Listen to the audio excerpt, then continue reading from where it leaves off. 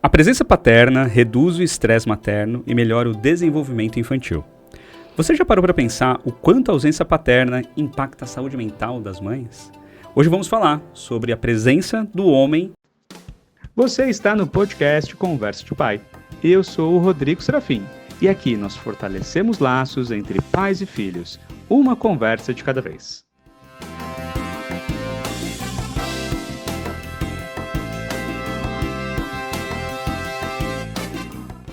Estou aqui com ela, que é psicóloga perinatal, pesquisadora de saúde mental materna, idealizadora do movimento Maio Futacor. E, gente, ela fala de tanta coisa legal. Ela até falou para mim, Rodrigo, fui polêmica lá no formulário que eu preparei lá do pré-entrevista aqui. E foi mesmo, viu, gente? Se preparem. Nicole Amorim, bem-vinda. Finalmente, né? Conseguimos. Vai ter um gritinho. Obrigado por você ter vindo. Super.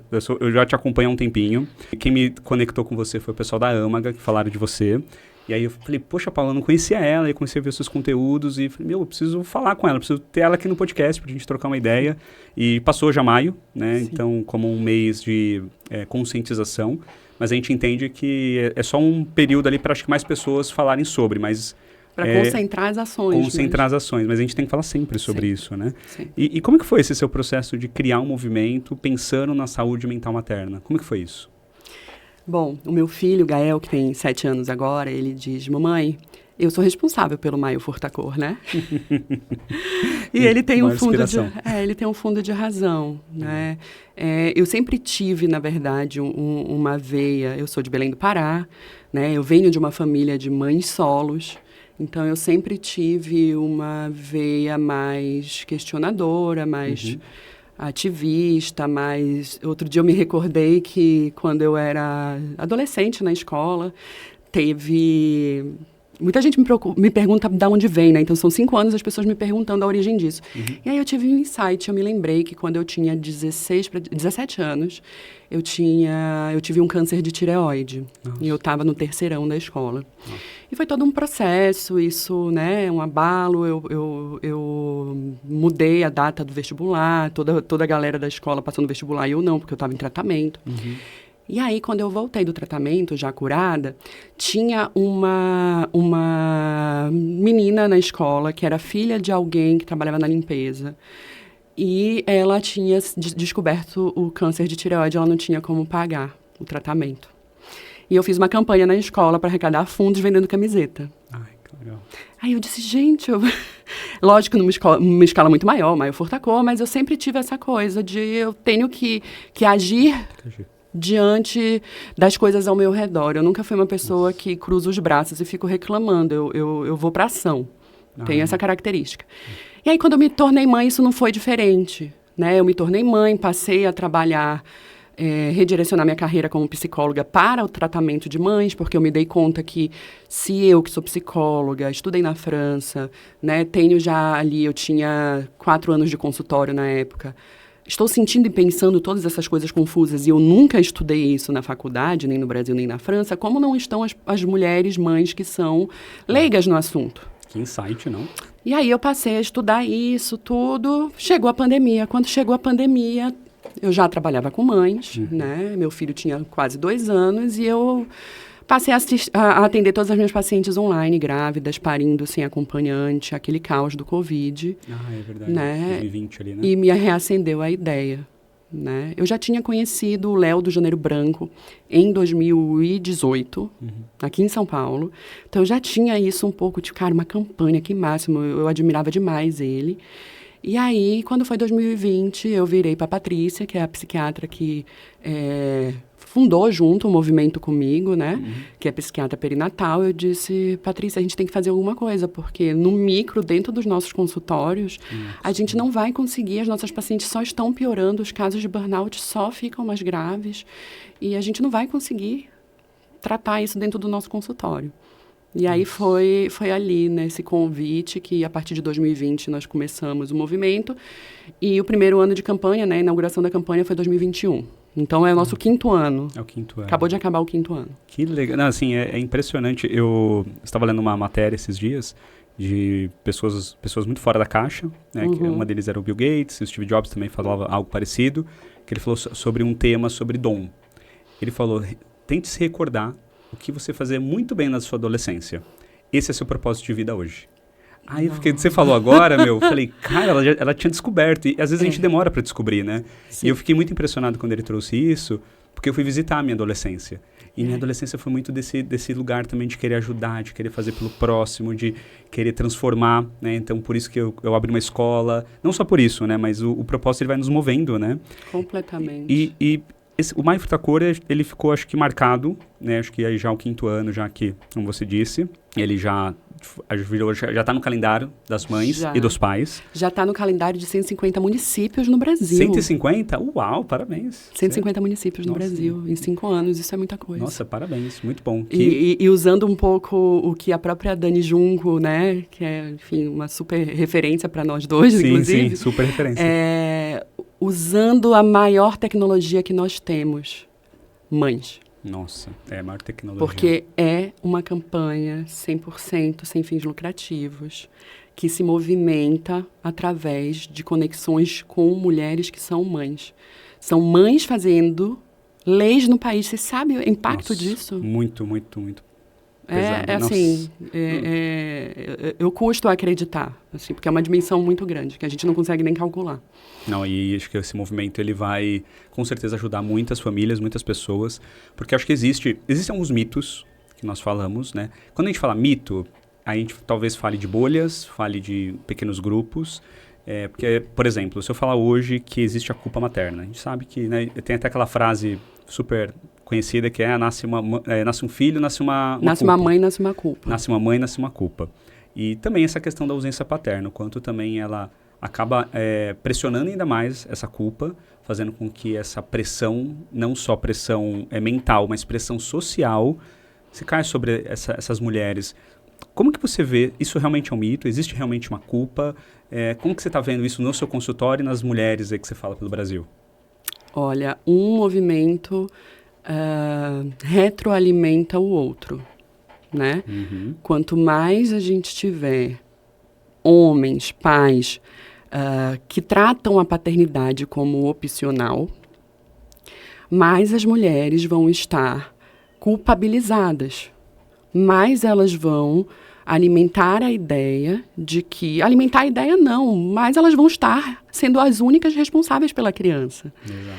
Então, se a criança está sobre a responsabilidade de um único indivíduo, esse indivíduo vai estar sobrecarregado e esse indivíduo vai se sentir culpado, né? Principalmente com as ideias de, por exemplo, eu estou traumatizando meu filho, eu não estou dando o melhor, eu não estou à altura, porque não tem com quem balancear isso. E a gente está falando de mais de 5 milhões de crianças, né, no nosso país que não tem o pai no registro. É muita criança. Então, assim, isso é um dado de 2022, se eu não me engano, tá? Então, 2025 deve estar maior. Deve estar maior. Não, e aí, conectando a isso, a questão do burnout, né? Muitos falam do burnout parental. Eu não vejo hoje o homem, né, tendo esse burnout com relação a questões do cuidado, até porque depois a gente vai trazer um pouco mais esse tema, um pouco mais a fundo, mas vou trazer mais a mãe para esse burnout. Eu vejo alguns homens, mas são pequenas bolhas, eu vou te dizer que eu já atendi casos no meu consultório que eu acompanho até hoje de burnout parental mesmo, de paterno. Mas é uma ínfima... Super, né? Não é representativo no Brasil. Não é representativo. Não é representativo. Então a gente vai falar aqui do burnout parental, na verdade, o burnout materno. No Brasil a gente vai ter que falar materno, infelizmente. O quanto você acha que a não presença desses pais, ela faz com que esse burnout materno ele seja ainda mais... aumentado, ou seja, muito mais significante aqui, seja no nosso país, mas uma relação, talvez, você que tem uma visão não só Brasil, né, no mundo. Sim. Olha, o maior consórcio de pesquisa em burnout parental no mundo, ele fica na Bélgica. Eu estudo bastante as pesquisas, já tem 7 anos. E é curioso, assim, porque eles são estudos muito grandes, que envolvem o quê? 67 países, tá? Para tentar traçar um perfil, né? E, obviamente, né, algumas características dos países onde mais existe burnout materno. Uma das características, eu quero abrir o leque, porque não fica só na ausência paterna. Isso é óbvio pra gente. Tá. Mães solos são fatores de risco para burnout materno. Sim. Sabemos. Mas sociedades individualistas. Quanto mais individualista é o país, tá? Vide capitalista. Eu ia perguntar isso agora para você. O que seria uma sociedade individualista? Que só olha para o seu próprio centro ali? Que não entende a criança como um sujeito de responsabilidade coletiva. Ah, uau. Tá. Entendi. Tá. Faz sentido, total sentido, né? É como se excluísse essas crianças dessa sociedade. É, né? Toda a sociedade que olha para a mãe e diz, olha para a criança e diz, cadê a mãe dessa criança, em vez de tirar o dedo da criança da tomada. Tá. Você está entendendo? Uau. E hoje, não sei se você sabe, tem um ranking dos países que mais sofrem isso? Como é que é esse ranking? E onde o Brasil está? Olha, o Brasil não está no topo, tá? Até porque o Brasil não está incluído na maioria dos estudos. Tá? O Brasil ele não foi incluído. Eles pegam muito Europa, Estados Unidos, tá? E aí a gente agradece Bitumami, que fez em 2023, né, a pesquisa sobre a exaustão materna e chega a um número alarmante de 9 a cada 10. Tá? Então é um número muito alarmante. Isso dá algum indício para a gente.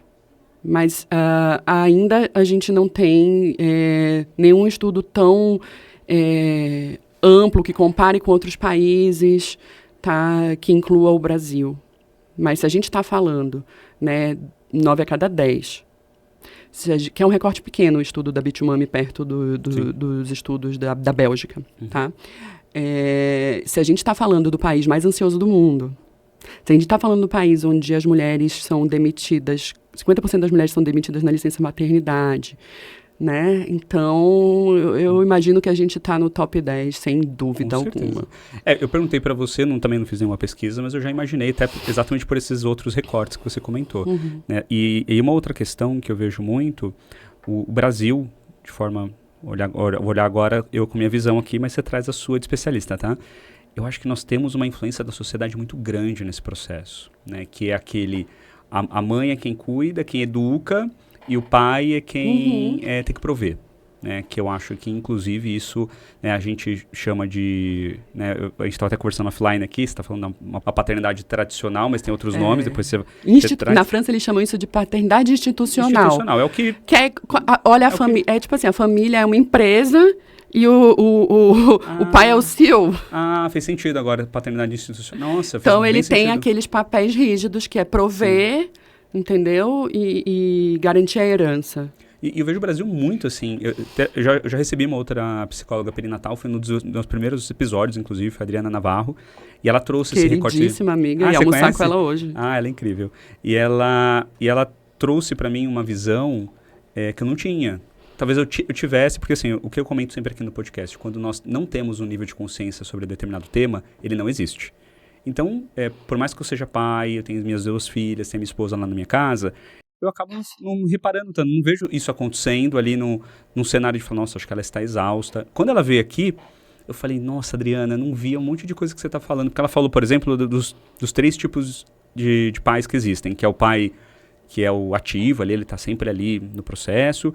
Tem um pai que ele é negligente, ele nem participa. Então a mãe já sabe que não pode nem esperar. E tinha um pai meio termo, que eu não lembro o nome que ela usava, que é aquele pai que ele não é ativo, mas ele também não é negligente, mas ele também às vezes é, que é aquele pai que você tem que ficar falando tudo para ele. Tem que fazer. Que ela falou que esse é o que mais causa exaustão materna. Porque você tem que lembrar da tarefa, pedir para alguém executar e depois fazer a supervisão daquela tarefa. Tem alguns estudos que mostram, né? A gente entra então no tema licença paterna, né? Que a gente está com essa pauta no Brasil urgente, né? Sim. Existem, inclusive, alguns estudos que vão falar que a sobrecarga da mulher em lugares em que a licença é estendida aumenta. Porque se não adianta nada aumentar para 6 meses... E esse homem não ter uma consciência, não ter uma implicação e uma responsabilidade no cuidado, vai ser outro filho dentro da casa dessa mulher. Nossa, espera aí que a minha cabeça explodiu agora. Eu converso com o pessoal da Copai, e esses dias nós estávamos conversando sobre exatamente esse tema. Por quê? Nós fizemos uma postagem em grupo, Então, todos os pais que estão lá na Liga da Paternidade fizeram postagens e começaram a ver os comentários. E a gente começou a mandar os comentários num grupo que nós temos. E era assim, agora quer dizer então que o pai do meu filho vai ter 30 dias para ficar na farra. Aí, agora você falando, cara, é muito profundo isso que você está falando. Não é só estender. Eu entrei em contato com essa realidade, com esse dado na minha última pós na França, né? E eu posso pesquisar esse estudo, tá? Mas foi na França que eles fizeram porque em 2021 houve a mudança, tá, para 28 dias da licença paternidade. Então eles começaram a fazer, a medir, né? E ver quais os impactos disso. Não é garantia, gente.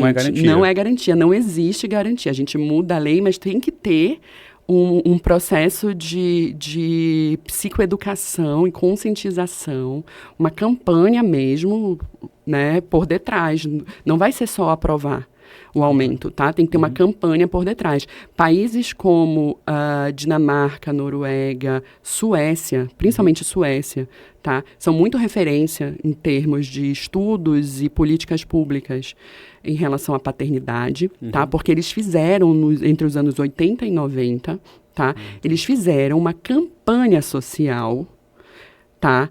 Tinha até um boneco do super pai, para criar uma identificação dos homens com essa responsabilidade, tá? Então, tinham ações no país inteiro, trazendo benefícios e educando esses homens, né? E responsabilizando eles. Não vai adiantar no Brasil a gente jogar isso no peito, né, dos pais padrões que a gente tem, porque a gente vai piorar a situação das mulheres. Não, faz total sentido. Então, eu quero fazer uma pergunta para você. O pai, ele consegue cuidar do filho como a mãe também cuida? Com relação Rodrigo, cuidado não tem gênero, tá? Cuidado não tem gênero. Esse debate está cada vez mais comprovado aí pelo avanço das pesquisas em neurociência, tá? Antes a gente tinha um estudo de 2016 que mostrava para a gente, tá, as alterações que ocorrem no hipocampo da mulher durante gestação e pós-parto, que a tornam mais empática e mais alerta para os cuidados com o bebê, tá? Mas a gente já tem, né, evidências mais recentes que mostram que os homens que estão ali no dia a dia do cuidado com as crianças também sofrem alterações, tá? Então, obviamente, né, a mulher que gesta, ela vai ter um banho hormonal que facilita ali o bonding, né, o vínculo imediato com a criança, tudo, ocitocina, prolactina, né? Agora, ela vai ter alguns passos à frente, porque, né, é uma questão orgânica, mas se nasceu, e a gente já vê muito acontecendo, o pai pegar primeiro, já fazer pele a pele, né, esse homem também está produzindo ocitocina, tá? E ele também está sendo transformado neuroquimicamente pelo afeto. Então, você quer dizer que cuidado também é coisa de homem? Certamente. Cuidado é coisa de ser humano. De ser humano. Uau, perfeito. De ser humano. Você está passando, por exemplo, Rodrigo, você está passando pela rua aqui, tá? Da tua cidade. Você vê um bebê abandonado. Você não vai pegar esse bebê? Nossa, com certeza. Você não vai tentar resolver a vida e acalmar o choro. Cuidado. Cuidado é do ser humano. E isso eu venho repetindo cada vez mais. Cuidado não tem gênero. Né? O cuidado foi posto como exclusivo das mulheres e das mães, tá? Ao longo da nossa história. E tem data para isso acontecer. É século XVIII, na França, com Jean-Jacques Rousseau. Tá? Então, existe todo um estudo sociológico, tá, feito pela Elisabeth Badinter, chamado O Mito do Amor Materno, que ele embasa muito os estudos em parentalidade, tá? E que ela chega, né, nesse período da história para dizer que até então as mulheres não eram responsabilizadas pelo cuidado das crianças. Mas nesse momento na França, o que estava acontecendo? As crianças ficavam, né, sobre cuidados de amas de leite, elas ficavam sobre cuidados dos criados, Tá? E essas crianças, por causa da questão higienista mesmo da França, né? A questão morria-se muitos. E para a França, estavam morrendo soldados. Alguém tem que conter a morte. Entendi. Foi economia pura. Uau. Então, teve todo o Jean-Jacques Rousseau, tá? Ele cria todo um projeto de governo ali, né? Para fazer a cabeça das mulheres de que ser mãe e cuidar exclusivamente da criança é responsabilidade das mulheres e unicamente delas. E elas são maravilhosas e a mãe que faz isso exclusivamente é incrível. Nossa, isso eu não tinha esse recorte social e cultural, histórico. Esse é um livro, inclusive, que está em PDF, domínio público, acho que pela USP. Chama-se O Mito do Amor Materno. Leia. Tá, eu vou deixar o link para fazer o download. Por pessoal favor. fazer o download. Por favor. Porque eu acho que são temas que a gente precisa compartilhar, né? E, inclusive eu vou ler. Já deixei até anotado aqui. Porque esse negócio, eu até falei, cuidar é coisa de homem, porque tem uma camisa da Âmaga, que inclusive, né, somos parceiros lá da Âmaga. Esse ano eu fui garota propaganda. Você foi garota propaganda, com a minha avó, minha mãe, meus filhos. Achei lindo, inclusive. Nossa, achei lindo. Aí foi as gerações que estavam ali, né? Lindas, muito linda. Nossa, incrível. Adorei as postagens que você fez. Um beijo pras meninas. Inclusive, eu usava um vídeo seu. No meu Jura? corte no Dia das Mães, era legal. um vídeo seu que eu usava. Que legal. E assim, quando eu vi essa camiseta pela primeira vez, eu falei, cara, essa camiseta fala muito comigo. Sim. Porque sempre foi colocado que o homem, ele não cuida, ele não sente. Como você disse, né? Que o homem não sabe. O homem não sabe, aí ele se esconde atrás da falta de consciência. Eu não sei como pega no colo, eu não sabia, tá? E foi muito engraçado, até falei em outros episódios. Eu também não sabia. Você também não sabia? A gente aprende... Por isso que cuidado Aprende não tem vivendo. gênero. A gente boa. aprende junto. Se estão os dois, eu não sabia, meu marido também não. A gente aprendeu junto. Não, quando eu fui pegar minha filha mais velha no colo, e eu fui o primeiro a pegar ela no colo, porque ela saiu, na verdade, minha esposa estava com os plásticos ainda, né, as coisas ali, questões da proteção, e depois me deram ela. Eu juro pra você que acho que eu nunca senti algo na minha vida como naquele momento, quando eu olhei nos olhos dela, que nem abriam direito, e eu falei, meu Deus, é minha filha. E assim, a partir daquele dia, eu falei, eu vou mudar a minha vida porque eu quero ser o melhor pai do mundo.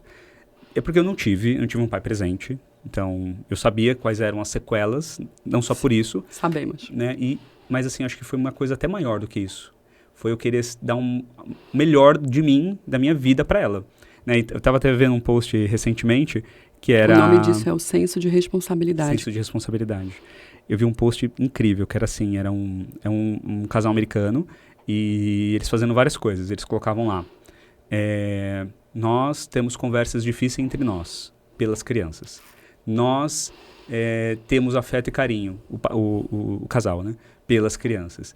E aí, tem várias passagens disso. E uma amiga minha, que é a Mari Furtado, ela sempre fala isso pra mim. Ela falou, inclusive, num podcast que ela veio aqui agora recente, que o melhor ato de amor e carinho pros nossos filhos é a gente se cuidar, pra gente poder entregar o melhor de nós pra eles. Aí quando ela falou, eu lembro que quando eu já tava com isso na minha cabeça, quando ela falou, eu até me arrepiei, falei, meu Deus, é o que ela tá falando. E aí a gente começa a pensar que campanhas como essa, sua e outras que começaram a existir, tem o Maio Laranja, que é sobre a prevenção de abuso sexual infantil, tem o Setembro Amarelo, que é a prevenção ao suicídio. Ao suicídio, e tantas outras, que Janeiro, né? Janeiro Branco. Janeiro Branco que você comentou. E aí a gente não vê uma de paz ainda, de conscientização. Eu adorei o que você falou de não adianta estender, porque se não tem consciência sobre o ato do cuidar, que eu posso também cuidar como homem, vai continuar, vai só, na verdade, aumentar talvez a pressão materna, né? Ou essa pressão mental materna, essa carga mental materna. E uma pergunta, como que a sua campanha... A nossa. A nossa? É de todos. É? Como a nossa campanha, Maio da Cor, pode conscientizar esses pais. E talvez ser um braço para esse processo de conscientização. Como que você acha que isso pode acontecer? Trazendo justamente informação, abrindo diálogos. É isso que a gente vem fazendo, questionando, né? Mostrando dados e falando o quanto nós estamos adoecidas e que isso não é hormonal. Não, perfeito. Eu também acho que quanto mais consciência nós temos, mais a gente vai entendendo, mais a gente vai vendo as coisas que abrindo brechas para diálogo, né, conscientizando, reivindicando políticas públicas, né, e mostrando. A campanha ela existe, né, ela surge num contexto privado, né? Mas ela existe para pressionar o poder público, né? De, olha, temos aí uma calamidade pública. Temos uma agenda aqui que precisa ser incluída. A gente tem um problema. As mães, a saúde mental materna não está incluída no Sistema Único de Saúde. O que isso quer dizer? Não existem escalas de rastreio para depressão pós-parto, depressão gestacional, perinatal. Burnout materno. Não existe. A escala de... Porque o burnout materno, ele não está descrito no DSM, nem no CID. Tá. Então, ele é mais clínico.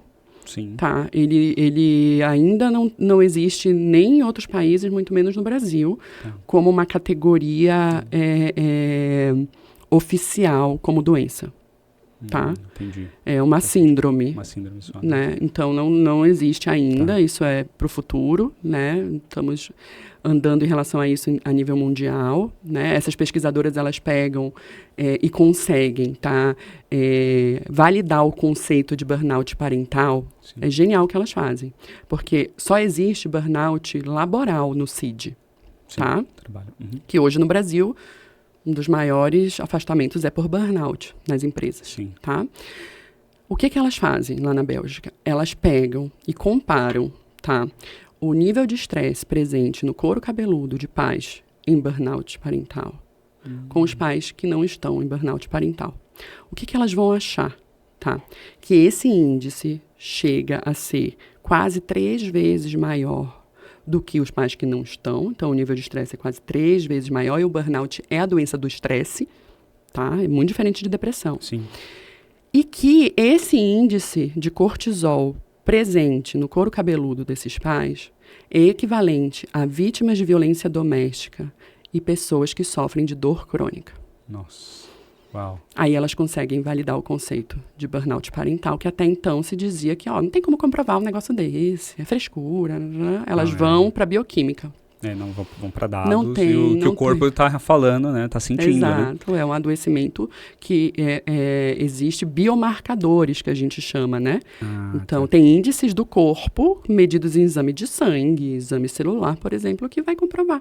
E um grande desafio para mim é ter conversas, né? E eu sempre comento, né? Falei agora há pouco dos posts, que as pessoas falam coisas, e falam muito assim, já ouvi, tá? Tá bom, você está falando da presença paterna, tem que ser mais presente, quem que vai sustentar a casa? Eu já vi coisas assim, tá? Em alguns posts que eu fiz. E eu fico pensando que a sociedade, ela tá muito...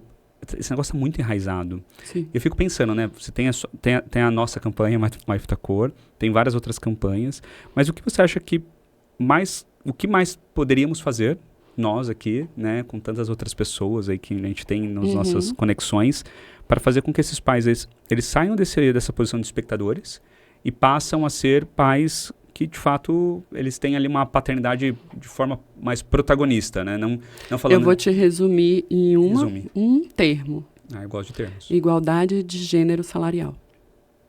Tá bom. Faz sentido. Enquanto as mulheres ganharem menos que os homens, faz sentido. A gente vai estar nesse argumento. Um homem provedor... Existem muitas casos. Eu posso estar enganada, tá? Eu não tenho absoluta certeza, mas eu tenho fortes indícios que a Suécia só conseguiu chegar nesse patamar, tá? Em relação à licença paternidade deles, que, se eu não me engano, eles conseguem licença parental lá e eles conseguem algo em torno de mais de 6 meses, os homens, tá? E tem esse estímulo ao cuidar, porque eles trabalharam a questão da igualdade salarial, de gênero.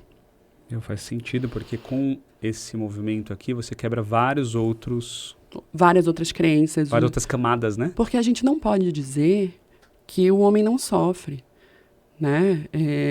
O homem sofre por se sentir, né, na responsabilidade de ser o provedor. A economia do jeito que está no nosso país, o jeito que as coisas estão absurdamente caras, como que está a mente desses homens? Verdade. Né? O capitalismo nos adoece. Então, a gente não pode dizer... Está todo mundo sofrendo. Tá todo mundo sofrendo. O pior de tudo, as crianças, gente. E as crianças acabam sofrendo todo o reflexo e impacto que acontece. Você sabe com esses que eu faço questão de todo podcast que eu participo, eu trago esse dado, tá? Ou palestra que eu faço. O burnout parental, ele é mais perigoso do que a depressão pós-parto. as pessoas têm a ideia de que a depressão pós-parto, a mulher quer jogar o filho, está rejeitando. Isso são casos raríssimos de um quadro gravíssimo, muitas vezes com sintomas psicóticos, que precisa de internamento. São outras questões, não é só apenas a depressão pós-parto. Tá. Qual o padrão da depressão pós-parto? Tá? A mulher, ela está mais desvitalizada, desinvestida dos cuidados com ela mesma, né, com baixa energia, com humor mais lábil. Não quer dizer que ela está trancada num quarto chorando, Sim. Tá? Mas está mais desesperançosa, mais culpada, achando que nada do que ela faz está bom, sabe? Então, um sentimento de menos-valia, muito presente. Mas o bebê está ótimo.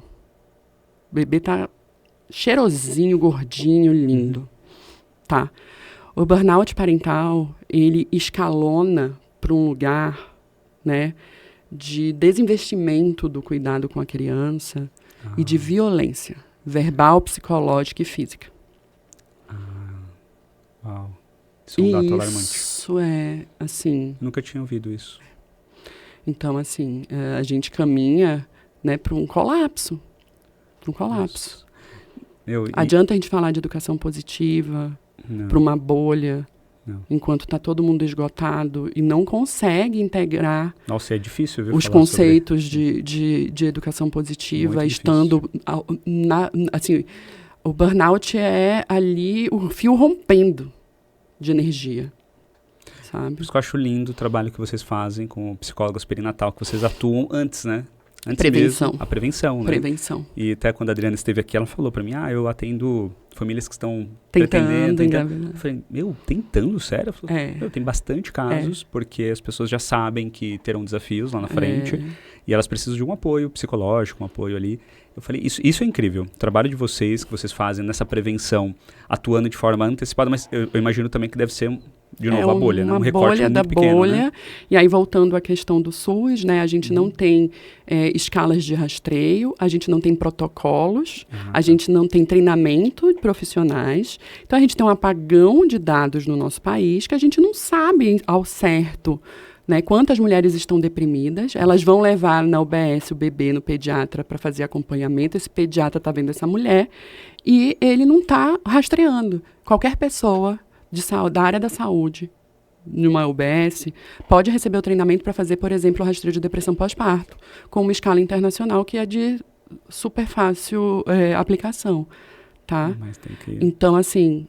Mas tem que aprovar leis. Tem que ser incluso, tem toda uma jornada aí. Tem, isso é para uma década daqui para frente. Então você já está trabalhando. A gente tem 5 anos de Maio Furtacor, 150 leis aprovadas. Não é só aprovar lei, né? A gente tem que ter aí, pressionar os vereadores dos municípios para desenvolverem aí políticas públicas, né? Que sejam, que assistam à saúde mental das mulheres mães. Perfeito, não é só falar, aqui nós apoiamos. Não, tem que fazer... Tem que ter pré-natal psicológico nas UBSs, tá? Isso com o Maio Furtacor, alguns municípios já conseguem fazer isso, tá? Tem que ter, mas ainda não é um protocolo a nível nacional, sabe? Então, a gente não tem treinamento de pessoal no SUS, né, treinar essas equipes. O Maio Furtacor já treinou equipes do SUS, mas no terceiro setor, que chamando o Maio Furtacor individualmente para a equipe da gente fazer online um treinamento, as pessoas se mobilizarem elas mesmas dali, pedirem um treinamento para a gente, sabe? Mas nada que esteja padronizado. Sabe? E aí a gente está unindo forças. Você tem alguma cidade que é destaque dessas 150? Você fala, essa cidade aqui fez assim, uma revolução para essas mães, essas mulheres. Tem alguma? Eu tô puérpera. Eu tô com 4 meses da minha filha nascida e a minha memória tá horrorosa. Então. Eu não saberia te dizer ao certo, sabe? Esse último ano, inclusive, eu não estava na gestão da campanha porque eu estava parindo. Pari em fevereiro e o maio foi agora. Então, né? Então, eu não sei te dizer, mas normalmente os menores municípios é onde a gente vai ter maiores entradas e aberturas. Eu também acho. Sabe? Tem menos essa questão, eles estão, acho que talvez, não uma questão política aqui, mas é uma questão mais, talvez seja mais essa mobilidade, de eles conseguirem aprovar uma lei, conseguirem incluir um tratamento, por exemplo, na UBS. É algo talvez até menos custoso, né? Pensando até na questão do número de habitantes também. De habitantes, né? Então, menos Mas habitantes. A gente tem, tá? Por exemplo, a própria Brasília, que é onde está uma das nossas representantes hoje em Brasília, é a Alessandra Arras, que foi quem criou o pré-natal psicológico no Brasil e no mundo. Ai, que legal. E ela foi, esse ano, por exemplo, super ativa em vários campos do serviço público em Brasília, né? Curitiba. E existem ações, assim, que tocam muito o meu coração. Nem tudo aparece. Mas, por exemplo, tem uma ação que fizeram em 2024 em Curitiba. Desde 2023 elas fazem. Elas arrecadam fundos, tá? Vendendo camisa, né? E o lucro, elas conseguiram juntar uma certa grana e elas pagaram 6 meses de aluguel para mães em vulnerabilidade, mães que moram na rua. Nossa, e que estão longe dos seus filhos por causa do Conselho Tutelar. Nossa. Deram um teto para essas mães. Gente, acho que é muito mais a gente querer realmente agir, né? É o que você falou lá no começo, que você sempre quis fazer a ação. Quando a gente coloca na nossa cabeça, as coisas acontecem, né? Mas a gente tem que ter E eu fico muito feliz nesse âmbito, porque a questão de ativar nas pessoas, nessas mães, ideias que eu sozinha jamais teria essa ideia, confesso, entende? Então, assim, tem a ideia de partida, mas a campanha é do povo. Por isso que você falou que é nossa, né? Exato. Façam, criem, ajudem, olhem para as mães em vulnerabilidade, entende? Então, assim, são ações no micro, mas que têm um impacto, né, que nenhuma outra campanha eu já ouvi falar que fez algo parecido. Se cada um de nós fizermos um pouquinho, acho que a transformação ela pode ser gigante, né? Exato. E eu conheci vocês por um amigo meu, foi um homem, um pai, o Deco. Ele fala sobre paternidade também, ele fica em Recife. E aí uma vez ele fez um post sobre o Maio Futacor, falou sobre, né, o que era, até chamei ele, falei, cara, eu não conhecia, né? E aí foi o ano passado que veio para meu conhecimento. Mas agora conhecendo você, entendendo o tamanho de tudo isso, acho que aí o nível de consciência aumenta. Sim. Eu falo, poxa, como é que a gente pode fazer mais? Sim. E aproveitando como que a gente pode fazer mais, eu queria perguntar uma coisa para você, mas para a gente ajudar os pais que estão em casa. Ou ajudar as mães que estão lá com seus pais e falar, vem aqui, assiste esse vídeo aqui, ó. Sim. Quais dicas que você acha que nós poderíamos trazer para esses pais de pequenas mudanças? Vamos pensar em coisas, vamos pensar no micro, né, que você falou. Eu gosto muito do termo de microação, micro-revolução, né? As pessoas, quando pensam nas ações do Maio Futacor, acham que tem que fazer alguma palestra para 300 pessoas. Não é assim, Não é gente. assim, coisinhas muito pequenas. Muito pequenas. E o que esses pais podem fazer dentro de suas casas, pequeno, no dia a dia, para aliviar essa carga materna mental? Existe uma socióloga francesa chamada Christine Mounier, que foi minha professora na minha última especialização em Paris. E ela é presidente do Sindicato de Pais da França. Tá? Então, se criou um sindicato de pais na França. Tá? Alô, pessoal da coalizão parental. Fizeram um movimento, chamaram uma socióloga. Tá? E ela tem inclusive um livro que é Militando a Favor dos Pais. Nossa! Que nesse livro ela fala sobre, ela pega vários estudos e referências sobre os impactos positivos, né, de uma paternidade que ela não chama de paternidade ativa. E aí eu trago esse termo e um convite para a gente encontrar um termo brasileiro que a gente saia do ativo passivo, porque a gente não chega em lugar nenhum com essa definição. Eu uso ativo, tá? Então, né? Então, assim, é o que a gente tem, mas acho que a gente precisa pensar em outros nomes, né? Ela cria o conceito de paternidade relacional implicada. E que ela vai dizer que esse estilo de paternidade é uma paternidade onde um homem, ele, através da relação com a criança, ele se implica no cuidado. E ela traz, nós somos uma geração que hoje, né, temos muito acesso à informação. A psicologia, a neurociência, a psiquiatria tem aí uma bagagem enorme para falar, né? Os danos da ausência paterna, os danos, né, de uma paternidade violenta no cérebro da criança, no desenvolvimento cognitivo, emocional, tal. E ela vai para a Assembleia Legislativa de Paris, tá? Militar a favor da mudança da licença paternidade. Para 28 dias ela consegue. Através desse livro, através desses conceitos, né? E abaixo-assinados enormes da parte dos homens dizendo: a gente quer cuidar dos nossos filhos, ter representatividade para homens como você, como tantos que a gente vê, né, que se permitem, né, se banhar da ocitocina na hora do parto e ter esse senso de responsabilidade. No meu último parto, que foi agora, tá, gente? Meu marido chorava mais do que eu. Sabe? Então, assim, o cuidado não tem gênero, né? Então, eu estimulo a quem está assistindo esse episódio, né, a ter essa frase em mente, que possa, né, que esses homens também possam ousar, porque existe também um lugar de conquista territorial. Se a gente está falando de séculos em que a mulher foi incumbida disso, existe um lugar existencial da gente também, que eu me realizo através da maternidade e eu nasci sabendo. Por isso que eu viro para você e digo, eu não sabia como carregar uma criança, tanto quanto meu marido. E quem estiver assistindo esse episódio e disser que já sabia antes do primeiro filho, tá mentindo. É verdade. So sorry.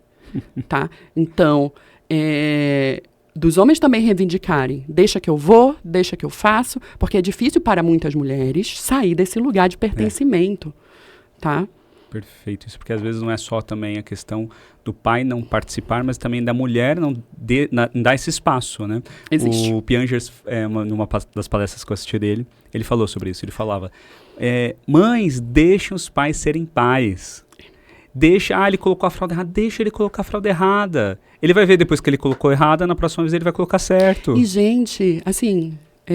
o Gabriel, meu marido, Dia dos Namorados, hoje que a gente tá gravando, ó. E ele, por exemplo, agora, eu acordei hoje dizendo para ele, a gente não planejou isso, mas o Dia dos Namorados tem origem, né, São Valentim e toda essa questão que não tem a ver com comércio, mas que no Brasil se criou, a gente sabe por quê. Mas ele tá com o nosso filho em Curitiba, e eu tô com a nossa filha aqui, no Dia dos Namorados. A gente tá separado, mas olha quão simbólico Estão juntos também. A gente tá fazendo pelos nossos filhos, a gente tá conectado, a gente tá num momento de vida maravilhoso, sabe? O amor não é sobre isso, né? Então, assim, me perdi de onde eu estava falando sobre o Gabriel, eu nem me lembro porque eu falei dele. Não tem importância, tá? Mas tem que ter essa ousadia de realmente, né? Reivindicar um lugar. E o meu marido sempre fez isso. Eu queria vir com 2 pés na mão e eu assumo que eu era essa. Porque eu tinha essa crença, tá? De que mãe... Gente, eu errei muito, sabe? Então, que eu sabia que o bebê só precisava de mim, né? Que tá tudo certo, que é instintivo. Tudo eu fui aprender depois do Gael. Então, ele tem razão quando ele fala, né? Tudo eu fui aprender depois dele. Né? Então, eu dizia, não me dá, só eu sei acalmar. Eu tirava do braço, sabe? Eu vinha com essa arrogância que nos ensinaram para as mulheres, mães, de que só a gente sabe. Óbvio que isso é uma exceção. A grande imensa maioria das mulheres vai estar realmente abandonada e não vai ter o luxo de ter um homem disputando o território. Mas com o nosso primeiro filho, era uma batalha naval. E ele tanto insistiu, que ele não tem. E quando eu falo cuidado não tem gênero, porque eu não vendo o que eu não faço, eu não vivo. Tá? Não tem nada que eu saiba fazer que ele não saiba no cuidado dos nossos filhos. Nossa, você sabia que nós temos uma frase na nossa casa, quando as nossas filhas começam, não, quero com o papai, não, quero com a mamãe. A nossa frase é, o papai e a mamãe podem fazer exatamente as mesmas coisas. Pronto. A gente fala muito isso, inclusive foi até uma frase de ontem para minha mais nova, que ela queria primeiro escovar o dente com a minha esposa, depois ela queria comigo, depois... Aí a gente chegou e falou pra ela, né? E a gente falou muito isso pra nossa filha mais velha. Então, nossa filha mais velha já sabe que tudo que a Mayara faz, o Rodrigo também faz. Tudo que a mamãe faz, o papai também faz. É isso, a gente... Outra dica é isso. Nossa, assim... A outra dica é isso. Formar as próximas gerações para a equidade de gênero. Boa, concordo. E sabia que isso é, inclusive, uma preocupação lá da nossa escola. A gente traz muito no tema já com os bebês sobre essa questão da equidade de gênero. Não existe esse negócio que o menino faz e a menina... Não, todo mundo pode fazer tudo, gente. A gente... Aqui... Meu marido, inclusive, acabou de fazer um trabalho numa escola em Curitiba, que ele ficou estarrecido, me mandou um áudio de 2 minutos, assim, Nicole, eu tô há 10 minutos aqui e eu estou chocado. É uma escola que separa por gênero. Existem muitas. Porque isso é o tradicional, né? Hoje o tradicional é o que prevalece, né? Não, que separa por gênero, eu tô te gênero, dizendo, menina só estuda com menina, menino só estuda com menino. Eles separam, tipo, sala, não uma separação. Não, a escola é separada, eles não entram em contato. Uau. Não tem comunicação. Nossa, o que eles estão criando pro futuro, né? E existe essa vertente de pedagogia no mundo inteiro, tá? É? Uau. Não conhecia essa. Nossa. Cuidado ao se deparar com isso, que você vai ficar chocado. Como o seu marido ficou. Exato. Principalmente nós, né? Eu sou pai de 2 meninas e eu sempre falo sobre essa questão de elas serem empoderadas, né? Então, eu quero que elas sejam empoderadas, que elas falem que elas estão sentindo, que elas saibam que é amor, que é respeito. Não, eu falo, isso aqui não é respeito. Exato. Isso aqui que eu estou ouvindo é uma coisa estranha. Exato. Porque na minha casa, ou eu aprendi, foi diferente. Exato. E é um desafio para nós, e principalmente quando acontece isso, né? Quando você tem essas separações e fica ainda mais complexo. Existe um argumento que eles se utilizam para dizer que as mulheres aprendem de outra forma que os homens, então elas... Tem essa também? Ixi, essa aí já caiu por terra faz tanto tempo. É por isso que se mantém essa versão desse tipo de escola no mundo inteiro. Bom, então a gente... são muitos vieses, assim, da nossa luta. Nossa. A gente passaria 50 anos aqui conversando. Não, eu adorei as dicas. Eu acho que tem muitas dicas que você traz lá no seu perfil também. Eu até anotei umas aqui que você já falou. Você fala muito sobre participação ativa no cuidado diário, que você já falou aqui. Você fala muito que o pai não ajuda, né? O pai tem que assumir as responsabilidades. Você falou senso de responsabilidade, né? Você usou essa palavra. Isso. Essas palavras eu achei incrível também. Isso é humano, isso não é da mulher. Não, e foi feito inclusive um teste, eu aprendi isso na minha formação lá na educação positiva. Eles fizeram um teste com crianças de vários gêneros sobre essa questão do cuidado e do ajudar. E não existe mesmo a gênero. Todas as crianças, todos nós já nascemos predispostos a ajudar o outro. O que muda são os filtros ou essas crenças que vão nos trazendo, nos colocando, né? E a gente vai mudando esse nosso jeitinho de ser. Porque basicamente quando nasce um bebê, né? A gente, resumindo o rolê todo, qual é a grande sacada? Pega, o filho é teu, não deixa morrer. Resumindo. É isso aí. Tá escrito em lugar nenhum, tô dizendo agora. E isso ativa na gente o senso de responsabilidade. Sim. No homem e na mulher. Sim. Tá? Boa. Desde a maternidade. Desde a hora do parto. Na barriga, né? Quando sabe que tá grávida, muitos já ficam, vamos lá, vamos fazer o ultrassom, acompanhar. E uma outra coisa que você fala muito, você comentou aqui também, é sobre essa divisão de tarefas. Né? Então, lá em casa a gente nunca teve divisão de tarefa. A gente sempre falou assim, todo mundo faz tudo. Mas tinham coisas que um conseguia mais fácil que o outro. Por exemplo, a comida, minha esposa sempre foi muito mais... Ela conseguia, eu fui descobrindo outras formas, isso é legal, a gente descobriu o nosso jeito também. Cada um tem o seu jeito e a criança vai sentindo... E suportar a divisão de tarefas com equidade, não igualdade. E aí eu vou trazer uma provocação, né? Porque eu vejo isso cada vez mais na clínica, eu vivo isso na minha casa, né? Que é dividir conforme o talento de cada um. É por isso que é equidade. Né? Então, assim... Falo abertamente, na minha casa quem organiza finanças sou eu, tá? Meu marido é dislexo. Qual a chance dele conseguir fazer isso? Mas ele tem dislexia e descalculia. De você entender isso, você fala, opa, essa aqui eu... O meu marido, ele é ótimo para botar a criança para dormir. O Gael, por exemplo, né? Eu sou mais hiperativa, tenho TDAH, então para mim é uma tortura eu ficar 2 horas com uma criança de 7 anos para conseguir que ela durma. Nossa, cuidade mesmo, entendendo os pontos fortes. Exato. Vamos se complementar aqui, né? Que legal. Então eu sou ótima para pegar as crianças e viajar. Amo. sabe? Já fiz isso com o Gael desde que nasceu, a Pilar eu faço sempre também. Ele é ótimo de ficar em casa, né? E cuidar das questões da casa. Eu cuido das finanças e ele gerencia a casa. Legal. E olha Veja, é uma inversão de gênero absurda. Não, você está trazendo aqui ele uma que dica... sabe o nome do sabão em pó. Ele que sabe se vai acabar ou não o papel higiênico. Ele que fala com a diarista. Sabe? Não sou eu. Quando elas chegam para trabalhar na minha casa, eu digo, o patrão é ele.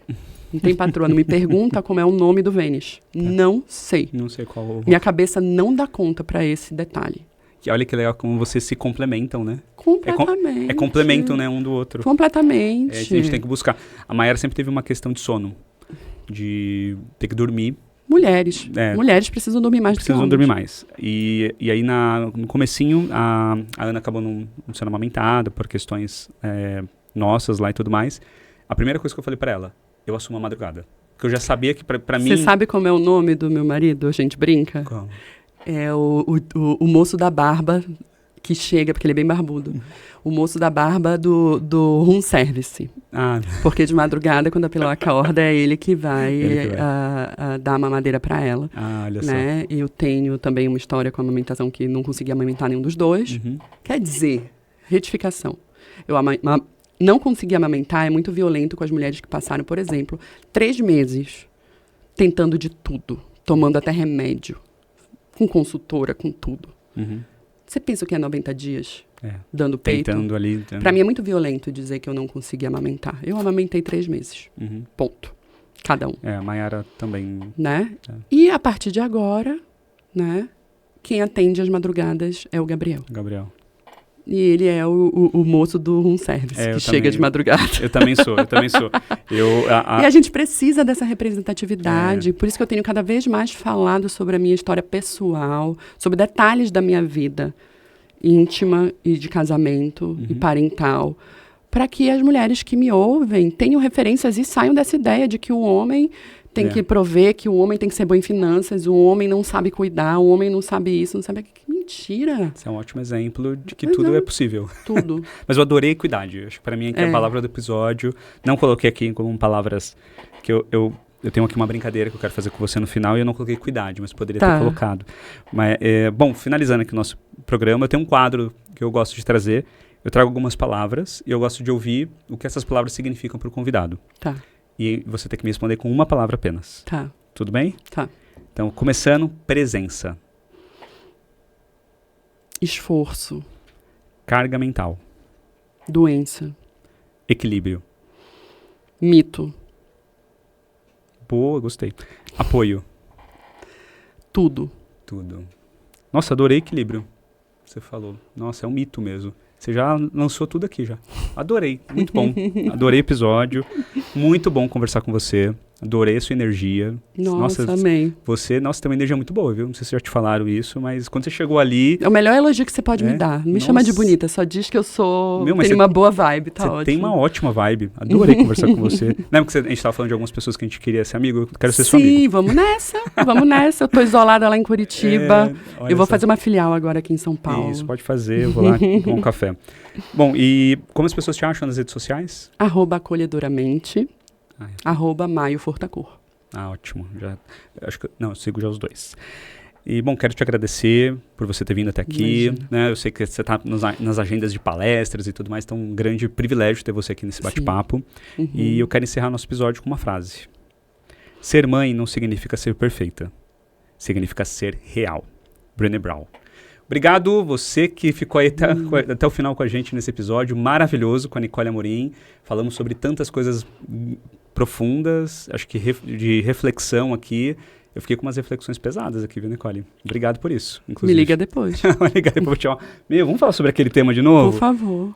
Gente, muito obrigado. E você coloca aqui também. O que você gostou, o que ficou para você marcar desse episódio, o que trouxe uma reflexão profunda para você. E, de novo, obrigado. E obrigado a você. Rodrigo. Tchau, tchau.